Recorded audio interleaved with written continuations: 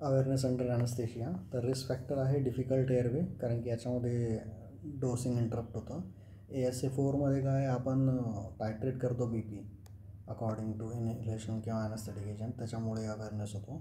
Muscle रिलॅक्सन दिलं असं की पेशंट हलत नाही, तर मग आपण ॲनेस्थेशिया कमी होतो. न्यूरोसर्जरीमध्ये आय थिंक ब्रेनचे काय आय डोंट नो काय इश्यूज आहेत, प्रिव्हियस हिस्ट्री आहे तर त्याची काहीतरी गरज जास्त असेल.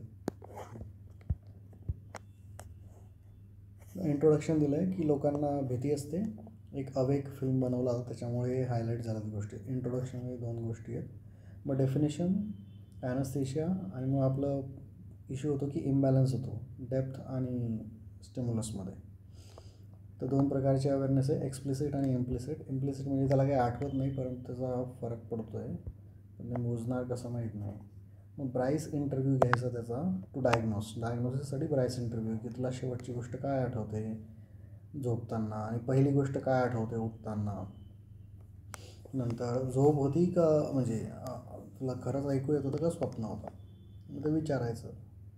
आणि मग तुला काय फील झालं, सगळ्यात वाईट काय गोष्ट घडली ऑपरेशनमध्ये, दुसरी वाईट काय घडली, त्याच्यावर आपल्याला डायग्नोज होईल ड्रीम आहे का अवेअरनेस आहे. आणि मग त्याचं हे पण कळून येईल की मेनली त्याला कशाचा प्रॉब्लेम आहे. तर त्याच्यामुळे तो काय म्हणतो, पोस्ट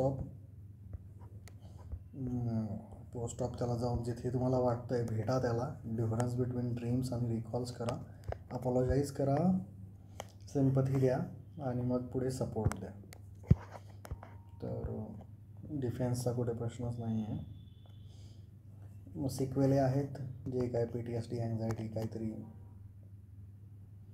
म्हणजे कंट्रीब्युटिंग फॅक्टर तेच व्हेरिएबिलिटी आहे.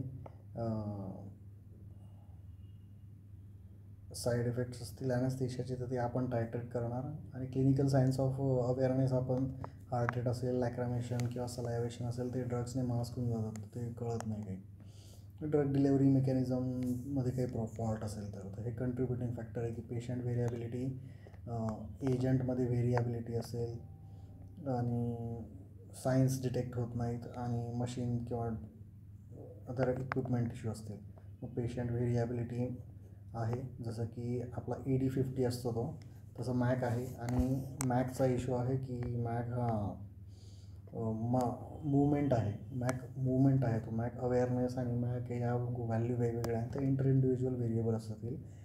टीवामध्ये मॅक पण नसतो, तर टीवामध्ये MIC असला पाहिजे, मिनिमम इनहिबिटरी कॉन्सन्ट्रेशन, आणि ते रिअल टाईम मेजर होत नाही, ब्लडमध्ये असतं तर आपल्याला मोजता येत नाही. आपण ॲनेस्थेटिक साईड इफेक्ट्सनुसार तो टायट्रेट करतो, कार्डिओव्हास्क्युलर डिसीजेससाठी किंवा BP पडतो आहे कमी द्या. सायन्स मास्क होऊन जातात, अँटीकोलिनर्जिक असतील किंवा अँटी हायपरटेन्सिव्ह असतील, बीटा ब्लॉकर्स असतील, डिलेवरी डिव्हायसेसमध्ये काही इश्यू असतील. मॅनेजिंग अवेअरनेस, मग प्री ऑफ तुम्ही रूल आउट करा हे फॅक्टर्स, काय म्हणतात त्याला, हाय रिस्क. नंतर इंट्रा टायट्रेट नका करू BPसाठी ॲनेस्थेटिक, डेप्थ ऑफ ॲनेस्थेशिया मॉनिटर करा, पोस्ट ऑफ त्याला भेटा आणि त्याची काळजी घ्या. इंट्रा फक्त डेप्थचाच एक चान्स आहे, इक्विपमेंट चेक करत बसा, तेच आहे. डेप्थ ऑफ ॲनेस्थेशिया मग मॅकवर दिले जाणे. मग प्रोसेस्ड EEG देऊ शकतो, तो 40 to 60 ठेवायचा आहे तुम्हाला त्याच्यात. किंवा मग दुसऱ्या मॉनिटरिंग्स आहेत, इव्होक पोटेन्शियल, मग ते आणखी जास्त म्हणजे होतं, याच्यावरच भेटत नाही आपल्याला. तर तो म्हणतो नायट्रसने EEG एवढा सप्रेस नाही होत आणि किटामिनने स्टिम्युलेट होतो, पण याच्यात जेवढं मी वाचलं आहे 20मध्ये एवढं काही फरक पडत नाही. शेवटी कन्क्लुजन दिलेलं आहे.